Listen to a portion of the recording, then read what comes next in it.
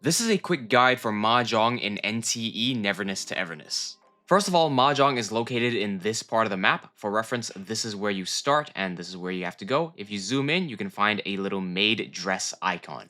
If the map is blurred and you can't see it, look for this triangle in the corner right over here and interact with that. That will reveal that part of the map. The downstairs of the building looks like this. It's called Little Sparrow. Just run in through the front door and up the stairs and look for the Mahjong table in the back corner like so.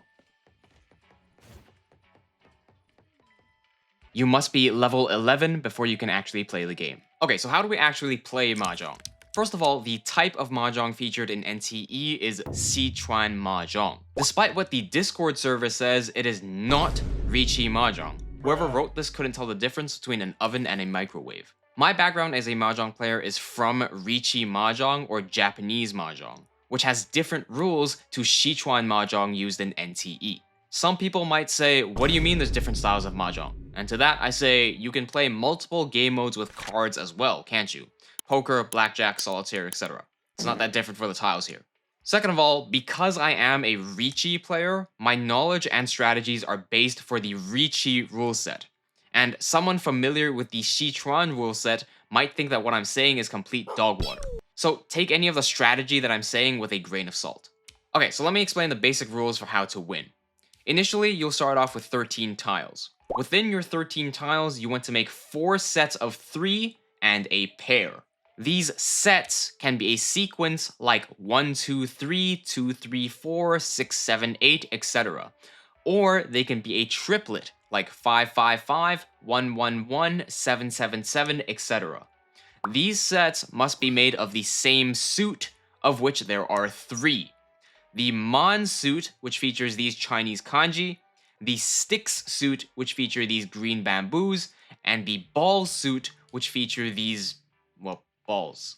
You cannot mix suits together for a single set, so you cannot do 5 stick, 6 ball, then 7 stick again. They must all be the same. You can have mixed suits in the whole hand.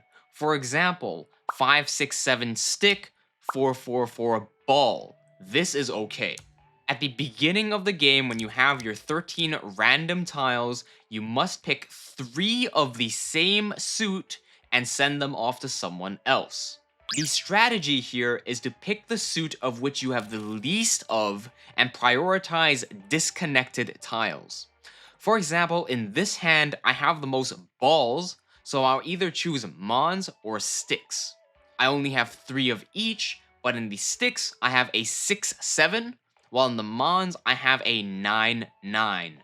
Think about what we need in order to turn this into a set.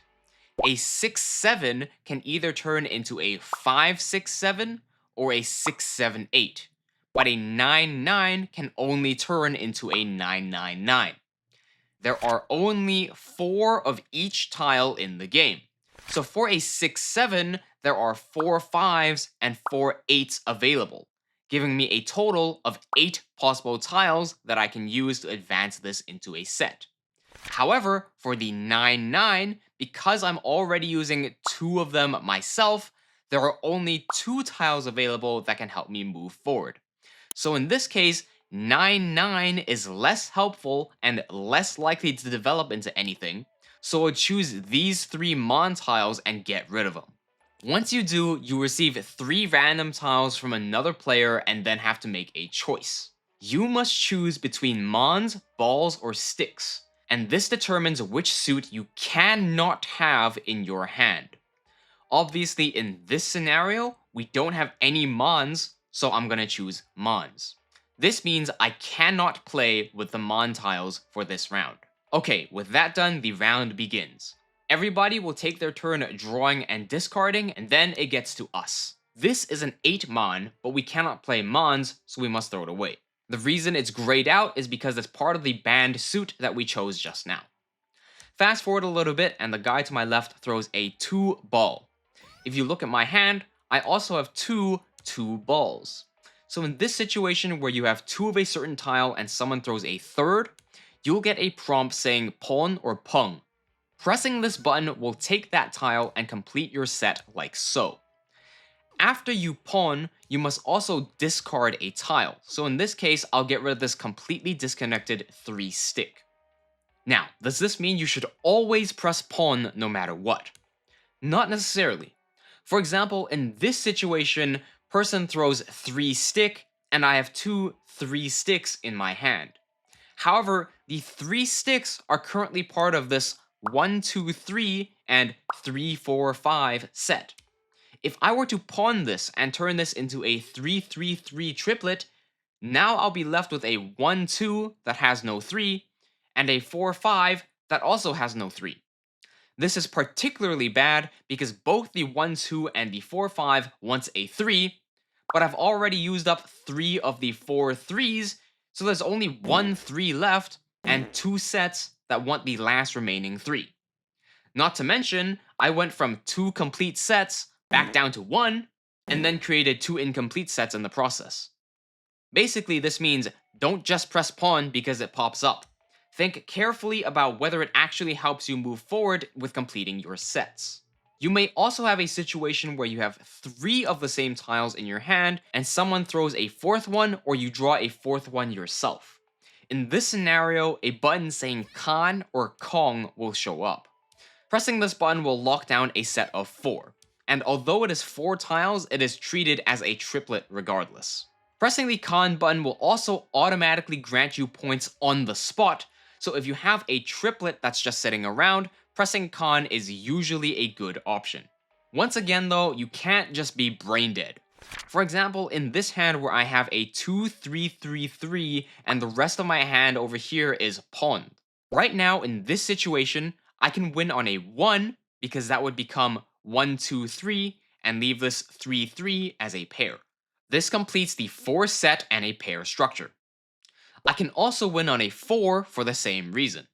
Or I can win on a 2, because then the 2 would be the pair, while the 3, 3, 3 would be the triplet. However, if I were to con the 3 here and put this aside, I would only be left with a single tile. I can no longer win on the 1 or 4, and I can only win on the 2, as this would complete the missing pair. This is the difference between 11 tiles that I can win on versus 3. So even though pressing con would give me immediate points, it makes it almost 4 times harder to actually win.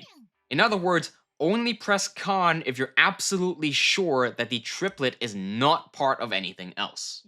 Okay, so back to the game. If we keep building our hand towards this 4 set and a pair structure, eventually our hand will look something like this. See here we have one set of 2, 2, 2, a second set 5, 5, 5, third set 1, 2, 3, and the pair 8, 8. So we're missing the last set of 3, and that is this incomplete 6, 7. Which means that if we can get a 5 or an 8, it would complete this set and we'd win.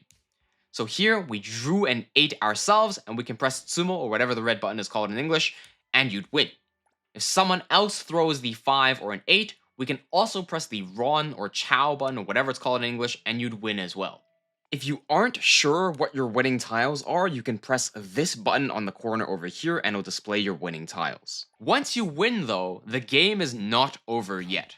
You basically lock down your hand and you can't change it anymore, but you must keep drawing and discarding tiles. If you draw another winning tile, or if someone throws your winning tile again, you can just win again and again. This sounds great because you can continuously win, however, it's also entirely possible that you win, and then in the next round, you throw a tile, someone else wins, and then in the next round it happens again, and again, and again, and there's absolutely nothing you can do about it because you've already locked your hand. And so even though you won first, you can then lose all of your points to this other guy because you dealt in like 6 tiles. That is simply the nature of this game. Huh? Okay, so here's an overarching strategy that seems to work for me. Aim to build a flush with many winning options and avoid small hands. A flush means that you only have tiles from a single suit like this. All of these are from the ball suit. The reason we want to do this is because flushes carry more points, and so every time you win, you get more points per victory. And for many winning options, what this means is If you have a 5-7, you can only win on the 6, which is 4 tiles. Versus if you had a 6-7, you could win on the 5 and the 8, which would be 8 tiles. And if you had something like a 4-5-6-7-8, you could win on the 3, 6, or 9, which would be 11 tiles. As you can see, one of those is better than the other. And finally, the reason we want to avoid small hands is because, as mentioned earlier, it doesn't matter if you win an early, fast, small 100-point hand if someone else builds a flush and then you get stuck continuously hemorrhaging points to that person. Furthermore, if you're used to playing Riichi like I am, you might be inclined to think about defense or reading what other people want so you can avoid giving them points. But to be honest, that just doesn't really exist here. There's no furry 10 either, so reading tiles is basically pointless. There is an element of defense in terms of something called oshihiki, but this is not something that beginners need to concern themselves with, and if you already know what oshihiki is, you can probably apply that by yourself. Basically, just focus on pushing your own hand to a flush and ignore everybody else. Do keep in mind how many tiles are available so you don't get stuck on a 0 tile wait.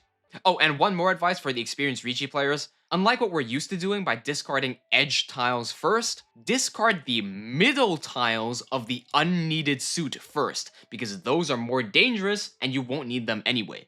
This sort of strategy has gotten me first and second place pretty consistently and pretty easily, but don't expect to win every single time because this game does involve luck after all. If you want to learn more about Mahjong, I'd recommend my Mahjong Beginners playlist for Riichi style Mahjong, which is the style that I play the most. それではまた今度。